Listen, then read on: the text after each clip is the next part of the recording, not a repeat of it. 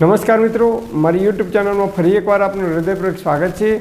આજનો ટોપિક છે મિત્રો કે જે લોકોને હાર્ટની બીમારી હોય, એટલે કે હૃદય તમારું વીક પડ્યું હોય, નબળું પડ્યું હોય, અથવા તમને એકાદ વખત હાર્ટ એટેક આવેલું હોય કે નળીઓ બ્લોકના કારણે તમને બાયપાસ કરાવેલું હોય કે સ્પ્રિંગ મુકાવેલી હોય, કે જે લોકોને નળીઓ બ્લોકેજ હોય કે કોલેસ્ટ્રોલનો પ્રોબ્લેમ હોય, એટલે કે લોહી જાડું થઈ ગયું હોય, ઘટ્ટ થઈ ગયું હોય અને લોહી પાતળું થવાની દવા લેતા હોય, કે જે લોકોને ડાયાબિટીસનો પ્રોબ્લેમ હોય, નિયમિત ડાયાબિટીસની ગોળી ગળતા હોય, કે જે લોકોને હાઈ બીપીનો પ્રોબ્લેમ હોય અને હાઈ બીપીની ગોળી ગળતા હોય, તો એવા તમામ લોકોએ ખાસ ચેતી જવાની જરૂર છે, કારણ કે એવા લોકોને ગમે ત્યારે હાર્ટ એટેક આવી શકે છે।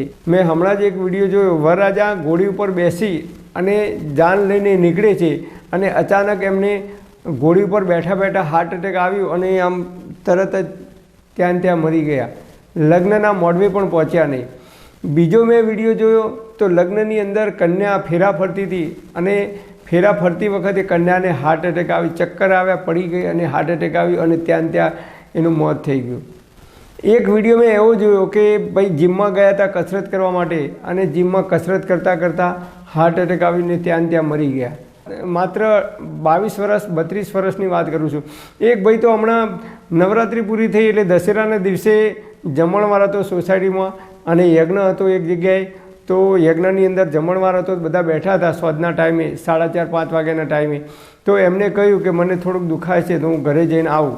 તો ઘરે ગયા એટલામાં તો ત્યાં ઢળી પડ્યા, એમને હાર્ટ એટેક આવ્યું અને ત્યાં મરી ગયા। વરકન્યા ફેરા ફરતા હતા અને એ વખતે કન્યાની માતાને બેઠા બેઠા ત્યાં હાર્ટ એટેક આવ્યું અને એ મરી ગયા। એટલા પણ હાર્ટ એટેકના આપણે બનાવો જોઈ રહ્યા છીએ, એ ઘટનાઓ જોઈ રહ્યા છીએ। નાની ઉંમરમાં ક્યાંક ને ક્યાંક અમુક લોકોને નાની ઉંમરમાં હાર્ટ એટેક આવે છે, અમુકને 42 વર્ષની ઉંમરે આવે છે, કોઈને 52 વર્ષની ઉંમરે આવે છે। તો નાની ઉંમરમાં હાર્ટ એટેક આવે છે તો એવા લોકોએ ખાસ ચેતી જવાની જરૂર છે। તમને હાર્ટનો પ્રોબ્લેમ હોય, નળીઓ બ્લોકેજ હોય, લોહી જાડું થઈ ગયું એટલે કે ઘટ્ટ થઈ ગયું હોય, કોલેસ્ટ્રોલનો પ્રોબ્લેમ હોય કે હાઈ બીપીનો પ્રોબ્લેમ હોય કે ડાયાબિટીસનો પ્રોબ્લેમ હોય, એવા લોકોએ આ 4 વસ્તુનું સેવન બિલકુલ કરવાનું નથી। જો તમારે તંદુરસ્ત અને નિરોગી રહેવું હોય અથવા અચાનક હાર્ટ એટેક ના આવે એનાથી બચવું હોય તો આ 4 વસ્તુનું સેવન તમારે બિલકુલ કરવાનું નથી। જીવન જીવો ત્યાં સુધી। નંબર 1, સફેદ મીઠું।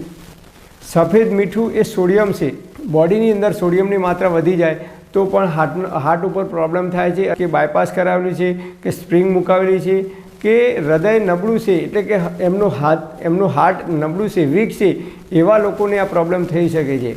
તો આજકાલ તમે જુઓ તો ઘણા બધા લોકો છાશની અંદર મીઠું નાખીને ખાય છે, જીરું મીઠું નાખીને, તો કોઈ દિવસ ખવાય નહીં। કાકડી કાપીએ કે ટામેટું કાપીએ તો એની ઉપર પણ આપણે મીઠું ભભરાવીને ખાઈએ છીએ। ઘણા લોકો મરચાં વઘારે તો મરચાં વઘાર્યા પછી એની ઉપર મીઠું નાખતા હોય છે। તો જેટલી પણ આપણે સલાડ બનાવીએ છીએ તો એની ઉપર પણ મીઠું નાખીને ખાઈએ છીએ। તો ઉપરથી જેટલું પણ મીઠું ભભરાવીને કાચું ખાવામાં આવે છે એ આપણા બોડીની અંદર સોડિયમની માત્રા વધારે છે। મીઠું એટલે સોડિયમ છે, એટલે એમને વધારે પડતું મીઠું અને કાચું મીઠું તો સદંતર બંધ કરવું જોઈએ।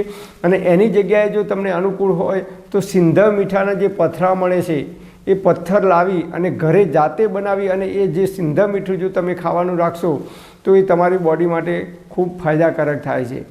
નંબર 2, સફેદ ખાંડ।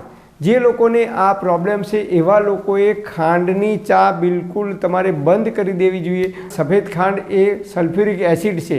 સફેદ ખાંડ અને સફેદ ખાંડમાંથી બનતી કોઈ પણ પ્રકારની મીઠાઈ હોય, મોહનથાળ હોય, લાડુ હોય કે કોઈ પણ મીઠાઈ હોય, તમામ પ્રકારની મીઠાઈઓ જીવન જીવો ત્યાં સુધી તમારે બિલકુલ ખાવી ના જોઈએ જો તંદુરસ્ત અને નિરોગી રહેવું હોય તો।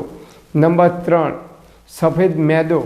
મેદાની અંદર બેન્ઝોન પેરોક્સાઇડ અને એક એવું કેમિકલ નાખવામાં આવે છે જે આપણી બોડી માટે ખૂબ ખતરનાક છે। તમારે ગૂગલમાં સર્ચ કરવું હોય તો કરી જોજો। મેદામાં 2 પ્રકારના કેમિકલ નાખવામાં આવે છે જે આપણી બોડીમાં જલ્દી ઓબ્ઝર્વ થતા નથી, પાચન થતું નથી, અને એ કેમિકલ ક્યાંક ને ક્યાંક આપણે લોહીની અંદર, નળીઓની અંદર બ્લોકેજ કરવામાં મહત્ત્વનો ભાગ ભજવે છે। એટલે તમારે મેદો અને મેદાની કોઈ પણ આઈટમ બિલકુલ બંધ કરી દેવી જોઈએ। એ સમોસા હોય, કચોરી હોય, પીઝા હોય, બર્ગર હોય, જેટલી પણ મેદો અને મેદાની અંદરથી બનતી બિસ્કિટ હોય કે જે કંઈ આઈટમો હોય એ તમામ આઈટમો તમારે બંધ કરી દેવી જોઈએ।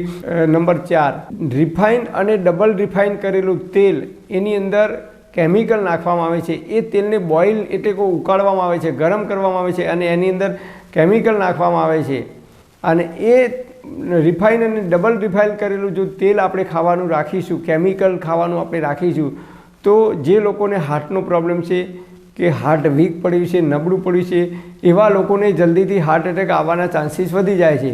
તો એવા લોકોએ આ 4 વસ્તુનો બિલકુલ ઉપયોગ ઓછો કરવો જોઈએ અને એની જગ્યાએ તમારે સફેદ ખાંડની જગ્યાએ તમારે ઓરિજિનલ દેશી શુદ્ધ ગોળ આવે તો એ ગોળનો જ ઉપયોગ કરવો જોઈએ. સફેદ મીઠાની જગ્યાએ સિંધ મીઠું જ ખાવું જોઈએ અને મેદાની આઇટમો બિલકુલ બંધ કરવી જોઈએ.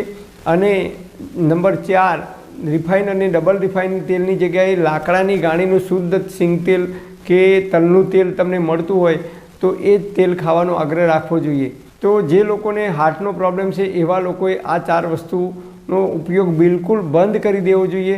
જે અચાનક હાર્ટ એટેક આવે છે અને લગ્ન પ્રસંગ હોય એ મરણ પ્રસંગમાં ફેરવાઈ જાય છે, કે આનંદનો પ્રસંગ હોય એ માતમમાં ફેરવાઈ જાય છે, એ શોકમાં ફેરવાઈ જાય છે, એવું જલ્દીથી નહીં બની શકે અને આપણે જ્યાં સુધી જીવીશું ત્યાં સુધી તંદુરસ્ત અને નિરોગી રહી શકીશું. પરમપિતા પરમાત્મા આપ સર્વેને તંદુરસ્ત અને નિરોગી રાખે એવી હૃદયપૂર્વક મારી પ્રાર્થના. Thank for watching my video. Thank you.